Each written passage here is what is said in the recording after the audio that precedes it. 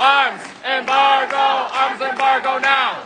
Every time an F-35 bomber jet drops a bomb on Lebanon or Gaza, every time a Boeing Apache helicopter, every time the main weapons of war that Israel uses are raining bombs on Palestinians, there are hundreds of Canadian components in those jets. Canada must implement an arms embargo now.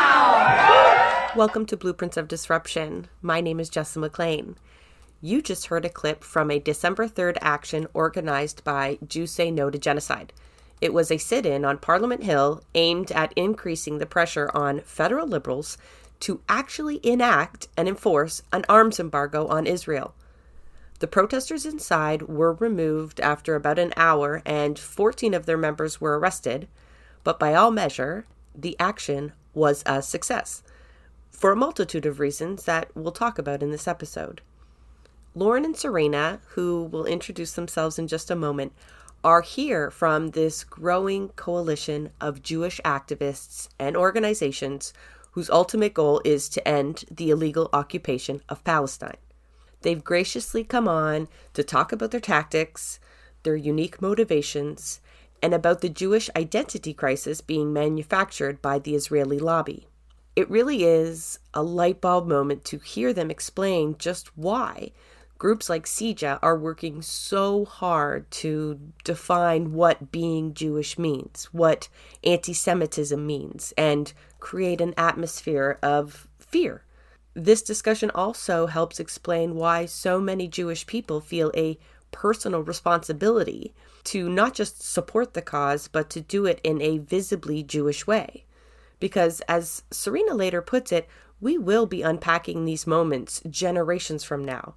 And the indisputable presence of Jewish allies within the Palestinian solidarity movement will continue to speak volumes. It will stand in complete contradiction to the claims of the occupation and help delegitimize much of the narratives weaponized against Palestinian liberation. But that's enough from me for now. Let's hear from Jews Say No to Genocide. Thank you. Hi, Jessa. Great to be here. My name is Serena, last name Sairan, and I am here wearing two hats.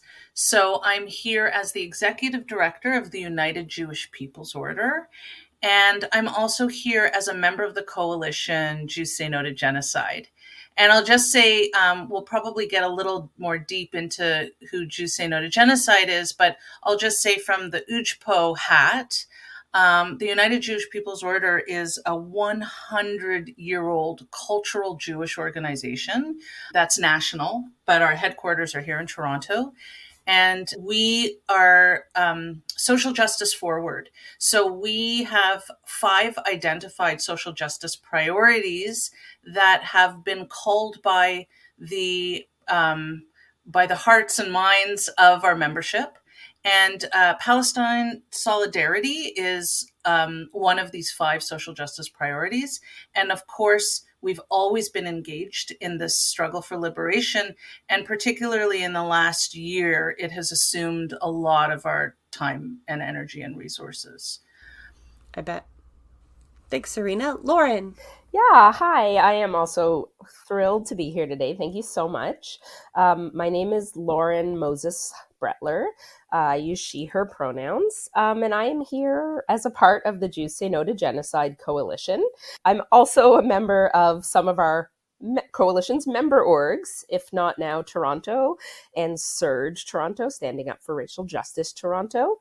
And I've been a part of JSNTG pretty much since the beginning of its formation, maybe a few weeks in. So also have been doing this specific organizing for the past yearish now, but have also been involved in various liberation battles for a couple decades now. That's a lot of acronyms, a lot of organizations, not officially represented here, but you know what I'm saying. And Surge, that makes me smile because I've actually tried to get them on the show a few times. So indirectly, I sort of have. So a lot of good work being done there. But yes, we've kind of called you in here, not just because of the most recent action at Parliament Hill on December 3rd, but we have been hearing a lot from Jews Say No to Genocide. I'm speaking from a Toronto perspective, but this movement of Jewish people within the Palestinian solidarity movement itself is a little bit unique for obvious reasons, I think, for the audience, but maybe we don't understand them as intricately as we could. I'd also like to spend some of this episode understanding that unique perspective and what it's like to be a Jewish person within these times. We don't stop and talk about that very much. This isn't to like center you or your individual cases, but it's just, I think, helps explain the larger coalition that you guys are a part of. You folks are a part of. Who wants to take on the question? Who is Jews Say No to Genocide? Yeah, for sure. I'm going to start. I'm going to say, like, at the very top note of this conversation, as Jews in this moment, post October 7th, 2023, we are experiencing a seismic shift in our culture, in our psyche, in our spirituality, in what we pay attention to. Since, the struggle has been going on for, decades, as we know. The fight against Zionism and ethnography is always sort of been part of a Jewish story. However, like now, it's not just unique, the perspective of Jews Say No to Genocide. It's critical. It's absolutely vital, because we, at this moment, will never be the same. The Jewish people have hit a trauma, that is at such a scale that, we're contending with this, and we're a group of left-wing Jews that are saying not in our name. Zionism has to be extricated from Jewishness. They are not the same, and it is not anti-Semitic to say that, or self-hating. And that's really at the heart of the message that Jews Say No to Genocide takes on. What would you say, Lauren? Yeah, absolutely. Of course, I agree with all of that. We know that, of course, that liberation is connected. And so our liberation is connected to that of all oppressed peoples. But more so than that, it's because of our Jewish values, because of values like Tikkun Olam, repairing the world, justice, compassion, and empathy, that we enter into this fight for the freedom of Palestinians.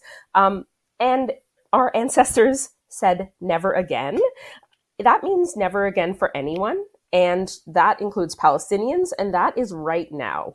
For me, it's just super important to use my privilege as a white Jew to show up, to put my body on the line, but also to refuse to be silent and to refuse to let this genocide continue to happen in our names. So Israel, the whole creation of the project of Israel and Zionism, and then this acute genocide is supposedly happening because of Jewish safety, under the guise that Israel is the only place Jews can be safe, and all of these actions are because of self-defense and to keep Jews safe.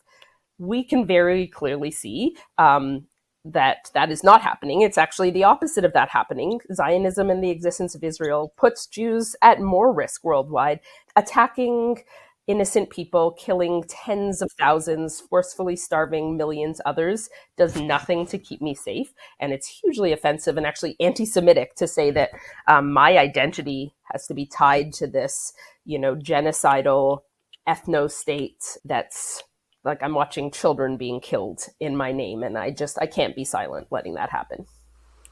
Such an identity crisis for Jewish people, especially when you look at the broader Canadian perspective. And, Serena, when you were introducing yourself and your organization, I couldn't help but feel it was being contrasted to another organization that generally has the ear of politicians and the public as representing Jewish people in Canada, and that would be CJA, right? You described the United Jewish People's Order as being democratic in nature, and as part of the Palestinian solidarity movement for, you said forever. It probably feels that way. But how important is it to assert that not all Jewish people are Zionists and support not just Israel and the state, but its actions? Because you folks don't just bolster numbers, right? When Jews Say No to Genocide goes out, Jewish identity is part of the protest. We saw Rabbi David up there, blowing the horn. Shofar. Thank you. And we have seen protests that include prayer and song and the Hebrew language. Why is this so important? On top of combating the obvious, I think, like, the audience would understand that the claims of anti-Semitism that plague the movement, right, that try to hold it down and use to deflect all of the work that you do. Is there more to that, though, for yourself? Or is it more to legitimize? Not that it isn't legitimate on its own, but we're always worried about what people are seeing and hearing, right? And how that'll be projected and reported on. Just for folks who have missed it. Like, when they go out, it's black and white shirts, it just says Jews Say No to Genocide. There's no arguing what organization they're from or whether or not they're Jewish, like whether they're wearing kippahs or praying or not. I mean, it's always very obvious. And surely, that puts an even bigger target on you, right? Wearing the keffiyeh is one thing, we all know it, but then, Serena, you asserted, like, it isn't self-hatred. You had to say that because those are claims you face, right? From within your community. I can't imagine what that's like, to feel like you have to, like, say, no, not in my name. Like, that is a lot of weight to carry. We're already all carrying this weight of trying to stop the genocide. But, like, can you both speak to that added pressure? Absolutely. I mean, I would guess I will say, it is pressure, but for me, it's responsibility. And again, what I mean in terms of responsibility is I feel like my privilege in this moment makes it so that I have to be there. And also, I do think it is crucially important to separate criticism of Israel from anti-Semitism. All that, that makes the term anti-Semitism absolutely meaningless. We have seen an increase in anti-Semitism, but it is not what is being called anti-Semitism by Zionists. I guess for me, I do think it is super important for folks to be able to see, not because I'm trying to center myself as like a good Jew, but like, how dare Zionists and the lobby of Israel get to define Judaism, get to say who is a Jew and who's not, and get to define what it means to be Jewish.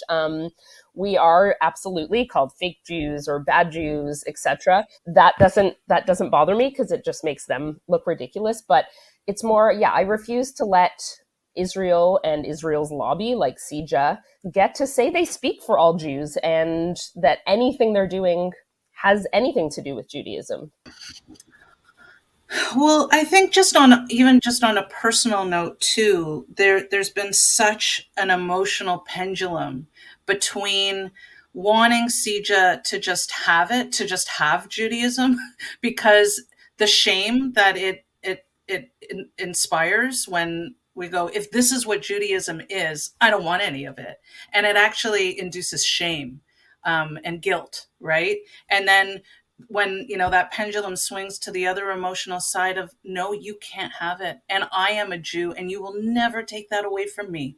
And you will never be able to own it. And my Judaism is just as legitimate as anybody else's, right? My Jewishness and how I express it is just as important. And in fact, I would say critically important at this moment, because we have to have a Jewish voice of conscience at this moment in history, right? This is a very historical, this is going to go down, like, we're going to be unpacking this for generations, and everything that it's, all like the garbage that it's going to leave behind. So in that way, it's so important to show up and step up. And I have been wearing Magen David that sometimes I want to rip off my neck, and I just don't let myself, because like this is the inner conflict that just exists at this moment. It is, you said it really well, Jessa. It's like an identity crisis in a way, and you got to show up in those moments. That's not when to hide. Well, one can only understand how important it will be. It sounds silly when I'm going to say it out loud, but to be able to point back, or even when you face these claims that, oh, it was a anti-Jewish mob outside of the hospital, it'd be like, but the Jewish people were there. We had a huge contingent of Jewish people that were there to, as that marker, as a testament. What Siege is doing with the mischaracterization of anti-Semitism and the IRA definition of anti-Semitism is probably one of the leading, most destructive potential outcomes of this genocide as well, because that's cultural genocide on so many levels too, right? So the mischaracterization of anti-Semitism cannot be underestimated of how damaging it is. And also, it's just so hypocritical and ironic for folks to say, because of the things we're saying, like standing up for justice and not wanting Palestinians to be killed, that we are bad Jews, giving a bad name to Jews, not real Jews. Like, that is anti-Semitic, saying all Jews need to think like you, even taking out of the piece of like all Jews need to support genocidal ethno-state, but even just that all Jews have to have one opinion. That's so anti-Semitic. Just like the whole project of Zionism, in my mind, is also anti-Semitic, that Jews need this like ethno-state to be safe and to have their own special rights and privileges. Like, that is so anti-Semitic. It's just amazing to me that not everyone can see this. But yeah, when we are there and we are able to show up, definitely it takes some of the heat off that criticism, and also hopefully maybe can make people think like, oh wait, if they're kind of lying about that, then what else are they lying about? If they're saying, oh, this is like an anti-Semitic protest, when wait a sec, Jews are some of the people organizing or supporting it, then maybe the things they're saying about self-defense, quote unquote, is also a lie. It is a big red flag, right? Once they get caught lying once, it is that red flag. Yeah. Let's talk about what it's been like over the course of the last 400 plus days. I mean, both of you were Jewish before October 7th and involved with Palestinian liberation. So I think a lot of us know how it's changed since then. But again, as Jewish people, did you expect this level of backlash within the community? You must have already felt some pushback, right, as anti-Zionists within the Jewish community. Like, not everybody's going to agree with you. There's going to be dinner tables. I'm sure you're sitting around maybe having this conversation or whatnot. But like everything else, it escalated, right? It was something else. Were you expecting that as you started to gear up after October 7th, understanding that there was a shift and all this work needed to be done? I think we just immediately knew, right? But were you expecting this level of monopolization of what Jewishness is in the media? Because, I mean, like, the press and our politicians just regurgitate Sija talking points like they are scripture, right? Like there's no questioning it. And that, to do the work that you do, that must be incredibly frustrating. But, did you expect that? Yeah, I mean, I guess I didn't really, I wouldn't say it was something that I gave too much thought to. We all just immediately knew we had to act. And so when JSNTG was founded as a direct action coalition of members of all these different other orgs, it was just to act. We have to get out there. We have to put ourselves out there visibly as Jews to say, we're not letting this go on, and you can't do this in our names, basically. This was also the first time I've been really part of an organized anti-Zionist Jewish group, rather than just showing up in various ways over the years. But in terms of I guess I'm not surprised, because as you said, I have heard all those reactions before. So I don't know if I expected much different from the media, I will say. And I know we're going to get to this, but the tides are turning, and there have been changes in how we're covered. I like this question because maybe naively, maybe I was a little naive in this, but I didn't actually expect the infighting between the Jewish right and the Jewish left to be as extreme as it is. I fully anticipated a political war, like dissent against Israeli actions, but this Jewish identity piece, I think, is a bigger wave than I anticipated. I would say that, and that infighting has been a lot to contend with in how disappointing and violent it's been. Yeah, like being called a capo, being, I don't know. Just that's a big one. Mhm. Just, Jews wearing Israeli flags as capes, just screaming out vitriol and hate. Like I think that the extremism of the Jewish right has kind of surprised me, but that might have been a little naive of me. I'm not sure. Just to add on to what Serena is saying, I think it is so crucial to make clear, actually, the vast majority, if not sort of all the anti-Semitism and like violence I've experienced in the last 400 days has been from Zionists at their gatherings or counter-protesting our events. The stuff that they say to us is like repulsive, from you should go to Gaza and get raped, just like we're a disgrace to our ancestors, etc. And just the idea that they can say that while thinking that clearly we are in the right here, we're the moral compass of Jews, is just absolutely bananas to me.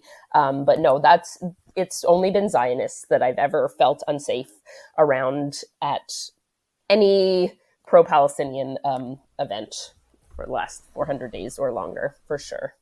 One of your comrades was interviewed, and I forget the article or their name, so I do apologize. But they made the point that these claims of anti-Semitism here and there, and anti-Jewish mobs or Hamas mobs, the way that they're phrased, is actually contributing to more fear within the Jewish community, a more unnecessary fear that's already on top of all of the legitimate concerns Jewish people have. And so to have that organization with its resources to be feeding into this is that much more harmful, because they are actually tasked with the opposite.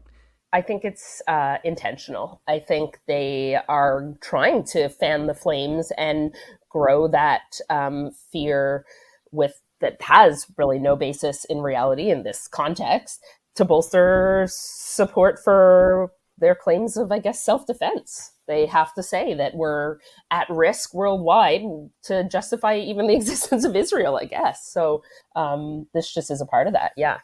And to, I guess, like support the clearly underlying bigoted anti-Palestinian racism that also underlies that these are like scary mobs and Palestinians hate Jews, which is obviously not a thing. So yeah, you folks have been showing up in large numbers. Anybody who's been paying attention will now think back. They know the shirts I'm talking about. They've seen the photos.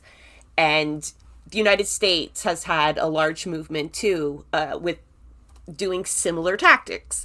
So let's get to the December 3rd action, if you don't mind. Quite a few of you, occupied an area within the parliament. And this, I would say, is not to say that you folks haven't been disrupting shit, but I would call it a little bit of an escalation. And the target is unique. Not that we haven't been speaking to politicians. All right. So why don't you take us through the decision to go to the Hill and take up space there? Yeah, I mean, you're totally right. It was absolutely intended to be an escalation, and a different kind of action than we had been doing. And so, initially we were pretty reactive. We were doing a lot of like immediate, like last minute emergency responses, or supporting other actions. I mean, we did other ones that took longer terms of planning, but this one was on a different level. And to your point about the actions in the States, this was also inspired by some of those big JVP, which is the American org, Jewish Voice for Peace, actions where huge numbers of Jews and allies in distinctive shirts shutting down in a very public way some kind of, important building or site. Well, yeah, think of the rotunda in DC, right? Yeah. Exactly. And peacefully protesting in a Jewish way. And so, yeah, we started planning this Ottawa action months ago, and a lot went into it. And, this was because the gravity of this crisis and the continuing genocide really left us with no other choice. We have done every other possible action, from calling, marching, petitioning, MP meetings, weapons factory actions. And despite saying otherwise, the Liberal government is still continuing to both import and export weapons to Israel, which obviously is directly contributing to this genocide. And because of that, we needed to do something bigger, something different. And we went to Parliament Hill to do just that, to say we're not going to let business go on as usual. And we are demanding as Jews and allies that Canada stop participating in Israel's genocide of the Palestinian people. Who were you appealing to? Like, it might seem obvious, you're at Parliament Hill, you are maybe speaking to politicians, but we always know our actions are being seen by a lot more people. And we've been speaking to these politicians for a long time. I mean, before October 7th, we've had guests talking about how difficult it is to get space, even with most progressive politicians in Ottawa. So were you speaking to them? Are you hoping that you can sway them, or you have a larger audience in mind? We were speaking to the federal government of Canada, for sure, right? Like, we want, on a national scope, we want to let it be known that, we as Jews in our grassroots efforts want Canada to cancel existing export permits and close export loopholes. So while we may have seen some pause in approvals of future arms export, we want Canada to go further in the arms embargo and make it two-way. So definitely that was a very targeted audience. We also wanted to get Jews together from, Montreal, Ottawa, and Toronto, and do a little more of a national effort. Jews and allies, right? We had a lot of allies with us too. And I want to just say something very special about this particular action, in that, yes, it was disruptive. Yes, it wasn't business as usual, but we were very strategic and mindful about creating a disruption that was peaceful. So we really leaned hard into taking up that space as Jews by singing, songs in Yiddish, which is the Jewish language of resistance, reclaiming some songs in Hebrew, prayer in Hebrew, having speaker from a rabbi, speaker from an elder activist, speaker as one of our own very own Jews Say No to Genocide, and also having some prayer and being so intentional in our Jewishness and so peaceful specifically. And, like Lauren kind of referenced earlier, we were using our Jewish whiteness. We thought we're going to be in there for anywhere from 15 minutes to 5 hours. We have no idea, but we knew that our whiteness would probably mean we would be able to, effectively stay longer than if we were more of a mixed crowd in that way. So we lasted over an hour, over 100 of us. And we did disrupt business as usual. And we did get MPs coming down from their offices to participate. And just to note, there has been movement. So it was activists in, the Arms Embargo Now campaign that got Canada to do like the bare minimum that they have done so far, of at least suspending some permits, as Serena was saying. It's not nearly far enough, but it was a start. And that was the work of activists doing that. And also, there are 47 MPs that have already publicly endorsed the call for the full immediate arms embargo. So we were there saying, like, hey, other MPs, let's get moving. There's no reason that this can't happen now and today. Tomorrow is already too late. Today is too late, but let's get this happening now.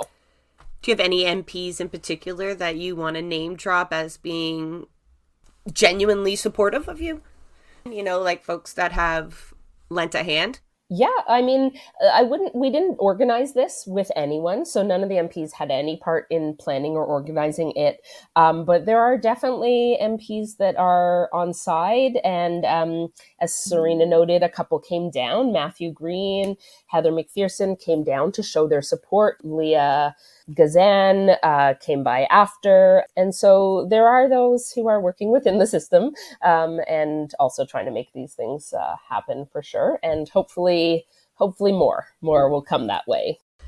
Did you prepare members to be arrested? Were you expecting arrests? So, I mean, we were thinking that arrests were potentially going to happen for sure. We know there's always a possibility. It was heightened because we have watched the increased repression that is happening by police, especially in Ottawa, which sort of historically in this last year plus had been more hands-off than Toronto. But we had seen that changing in the few weeks before Ottawa. So we knew that was a possibility. We were really clear that, again, we were like basically sitting down for the most part, arm in arm, singing peacefully, and that were trespassing, yes, but you know, that's not illegal. It's a ticketable offense in theory. So those of us who were there were sort of ready and prepared for that possibility. I will note that when they started doing the arrests, who they were pulling out and arresting was pretty random. And I will note I was one of the 14 who was arrested. They were pulling us out, they were saying, "You're being charged with trespassing and mischief," and all of these things. And then they did eventually just thankfully release us all with just trespass notices that we can't return to Parliament for a year. But yeah, I think they did that just to show their force, I guess. They got to do something, I suppose. They got a budget they've got to spend. Okay, so, there's a lot of activists that are listening. So, without getting anybody into trouble, yes. They're picking people out of the crowd, cuffing them or zip tying them, I guess, and threatening them with a bunch of charges. Did you get charged? No, so none of us actually got charged, thankfully. All the 14 of us just got the notice to trespass. What, did they stop at 14? They did. I don't know why. Or was that enough to scare everybody to just move on? So people were also moving out to continue it out front, which was also strategic. And, I think the point was made. And we got the reach. Like, the point was made and we got the reach, right? Like, so, we were interviewed live by Democracy Now! During that hour that we occupied Parliament Hill. We were featured on Al Jazeera, and also we were in print in the Jerusalem Post, like alongside all the local, regulars, right? Who were who some or sometimes don't report on this accurately, but yes. But to be characterized in the Jerusalem Post and not as, like fringe only or being written off as like a bunch of, radicals. And it was actually some pretty straight up reporting, which was a nice change and a nice surprise. And maybe a little more evidence that the needle on the narrative is shifting a little bit, right? That this kind of grassroots public pressure makes a difference. We cannot take our foot off the gas. So the fact that it had such far reach really is the testimony of the success of the action.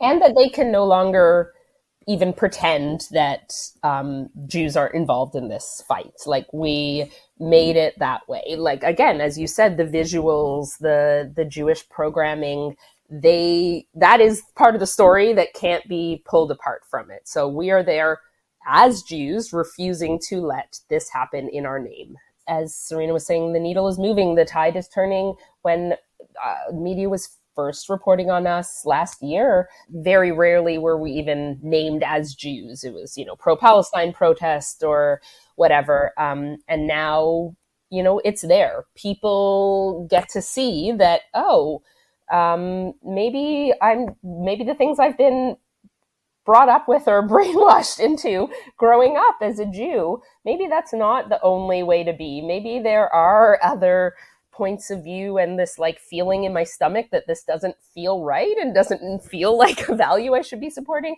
Maybe I should listen to that. Come join us. There are other Jews, many of us, growing numbers of Jews rejecting the lie. Yeah, make it imaginable, expose, right? That there's a diverse opinion, available and accessible. I want to go back to your insistence that the demonstration remain peaceful and juxtapose that with the fact that you still got arrested. Not charged. Do you have an opinion as to why you didn't I mean, first of all, that wasn't mischief. And like Lauren already said, trespass should be a ticket. However, Ford is trying to make it easier for cops to crack down on trespassing. That all aside. Yeah, absolutely. That was part of the strategy. To get arrested? No, to continue to be peaceful. I mean, and if the arrest happened, there is a place for every kind of action, including the more direct, quote unquote, violent. We were trying to do something different than we have done. And yeah, by all means, we did feel like doing that kind of peaceful, sitting, singing Jewish thing with rabbis would mean that we could be there longer, in theory.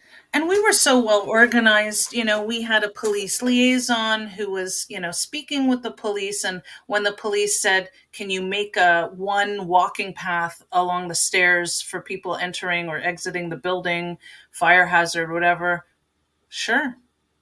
Sure, have one minor. You still have to contend with us. You still have to look us in the eye on your way to work. I mean, yeah. Do you have any theories why no one was charged? Because like we've seen sit-ins, peaceful sit-ins by even members of your group lead to charges for unlawful assembly while masked, for example. So do you think your media attention during the action, as well as your peaceful nature of the action itself, do you think that's why police felt like they could not charge you? Like I would think, everyone watched how peaceful it was and they would just look so silly. I mean, they still hauled you away. It still was something for you to leverage, saying like, look, we're peaceful. The cops still try to crack down on us. That gives you leverage on its own. But yeah, any theories there as why they didn't charge you when we've seen, like, there's a lot of people facing charges right now? Absolutely. I think some of it for sure is those pieces. And yes, like there being like older Jewish rabbis singing. Like, again, that's a different look than you want to be seen as being like violently repressive towards. So that's all part of it.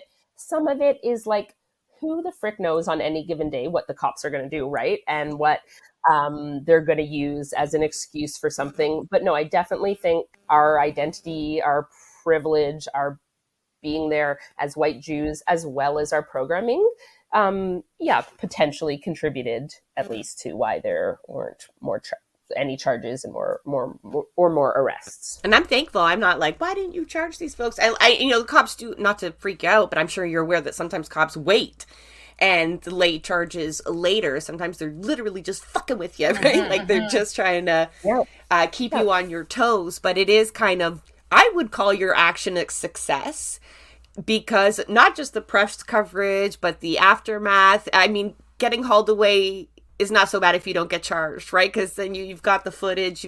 It all ends up is a PR game, not a game, because there's lives on the line. But it's like these calculations that you can't account for. So if it turns out okay in the end, I mean, you can be really well organized and they can still say you were a mob trying to attack Mount Sinai, right? Like it's still, you sometimes have no control. So the fact that you came out actually smelling like roses, it's to your to your credit, but also it seems like a crapshoot sometimes. So I'm so very grateful that they did.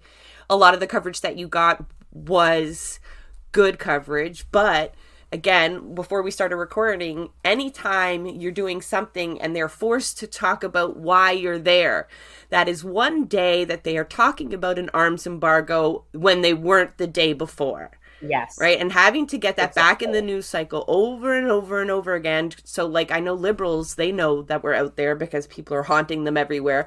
But the general public, it's really easy for them to forget this battle's still on the hands. Right. So those reminders, that's gold. Right. I think the way you folks pulled that off, that was very, very impressive. Were you proud of yourselves? Well, yeah. And part of our backbone of organizing is to, be as prepared as you can, so you can be nimble in the moment and pivot when and where you have to. So we had decision makers kind of, and we put our fate in their hands in a way of like, I'm reading the room, I'm reading the situation, we've got legal counsel online, and we're going to make on the spot, on the ground decision making as we go. Right. Good job. I mean, you kept everybody safe, and I think you got out of it what you put into it. And just to add quickly, another point that sort of based on what you were saying, Jessa, just actually even just getting the message out and keeping the messaging of arms embargo. I just want to give an example. Before the action, I had been talking a lot to my aunt, who is very well educated, well read, reads Haaretz, and she had no idea the info about arms permits. Canada said, oh, we're stopping new permits. She didn't know that, okay, well, that meant they stopped some and that there are still 90 plus others. She didn't know a lot of the details of how Canada is just straight up lying and continuing to arm Israel. So just getting that messaging out as well was super important, and hopefully more people are just aware. And actually, this is a beautiful segue that kind of rounds out this discussion in a way. It is impossible to do this kind of work as a solid, as a single homework.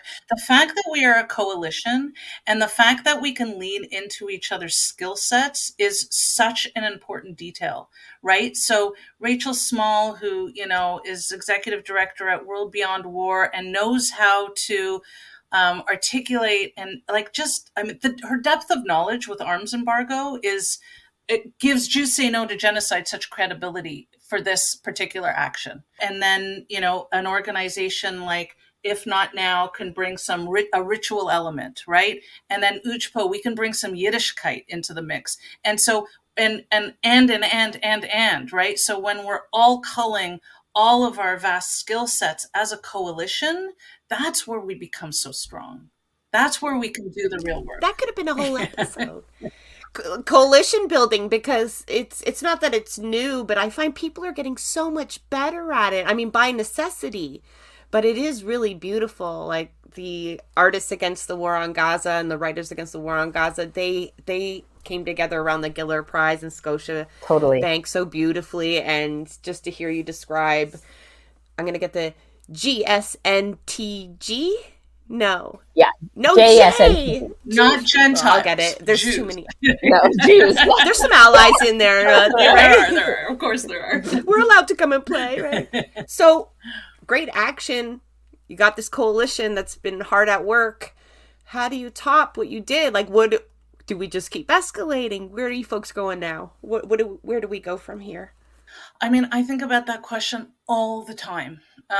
Where do we go from, this is such an endurance project. So we have to stay grounded for endurance, right? We can't it's not a one and done. This is an ongoing effort. Jews Say No to Genocide actually recently collectively decided to become a permanent coalition and not a temporary one. Which is, also reflective of the fact that this work will not end until the occupation is over, right?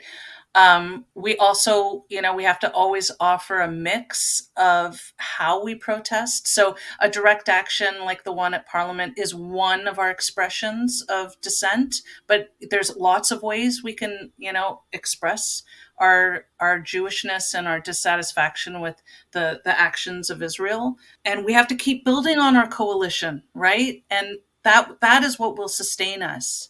Said beautifully, Serena. I don't have much to add to that, just to know that we aren't stopping. We continue to work in this fight until we see a free Palestine. It's so heartbreaking to hear you say that you decided to become a permanent coalition. Even though I think coalition building is beautiful, that was a gut punch. And anytime anybody reminds me that it's an endurance thing, I just like... I know, it's hard. I don't know if you heard my deep sigh. It was just like, oh yeah. I don't need that reminder, but I need the reminder. We all need the reminder. We all need to kind of turn around and look at each other every now and again, because we're plowing forward so fast. Even hearing you folks saying, like, I didn't really think about what would happen within my community or what the backlash would be like. I got to work, right? But at some point you feel it, and yeah, finding ways to keep going and building on it all is part of the struggle. That's right. So I very much appreciate you folks coming into the studio to share, your insight, not just on the action, but such a personal perspective you shared with us. And I really appreciate that. But the work you do is priceless. Very, very, very grateful that there are not just two of you, but, hundreds of you, thousands, and all kind of working the same way. So thank you so much. And keep up the good work, please. Thank you. Thank you so much for having us, Jessa. Before we go, here's another clip from the action on Parliament Hill. In the video this is taken from, activists are sitting on the stairs in those Jews Say No to Genocide t-shirts, singing, while police are arresting and removing people from the crowd. Another shout out to Rachel Small, who you can hear on the mic encouraging her comrades to keep singing.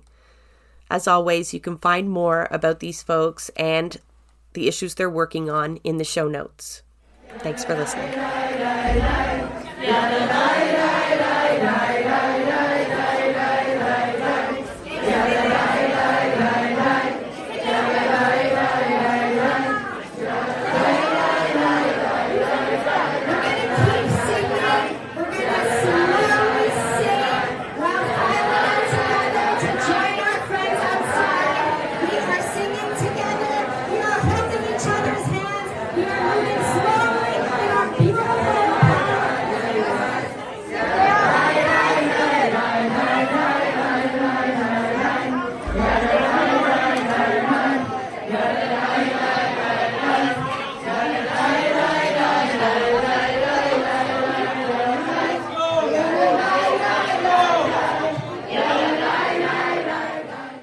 That is a wrap on another episode of Blueprints of Disruption. Thank you for joining us. If you'd like to help us continue disrupting the status quo, please share our content, and if you have the means, consider becoming a patron. Not only does our support come from the progressive community, so does our content. So reach out to us and let us know what or who we should be amplifying. So until next time, keep disrupting.